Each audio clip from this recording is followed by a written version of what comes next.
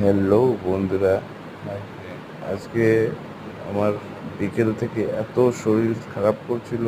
তো আমি বিকেল থেকে কন্ট্রোল করে নিয়েছিলাম, কিন্তু সন্ধ্যে 9টার পর থেকে, রাত্রি 9টার পর থেকে আর আমি থামতে পারলাম না। তো যাই হোক, তারপর আমি একটা ফাস্টফুডের দোকান করি। দোকানটা বন্ধ টন্ধ করার পর আমি শ্বশুর বাড়িতে আজকে আসার কথা ছিল। তো পাশেই শ্বশুর বাড়ি শামসিতেই। তো 9:30টার দিকে আমি দোকান টোকান বন্ধ করে শ্বশুর বাড়ি আসলাম। আসার পর মানে খাওয়া দাওয়া করলাম। খাওয়া দাওয়ার পর আমার মা আমাকে বাড়ি থেকে ওষুধ দিয়েছিল, একটা ওমেজ আর প্যারাসিটামল। সেটা খাওয়ার পর প্যারাসিটামল আর ওমেজ খেয়েছি আমি। এখন রাত প্রায় বাজে 2:06। ঠিক আছে, এখন একটু আমার মনে হচ্ছে সুস্থ বোধ মনে হচ্ছে।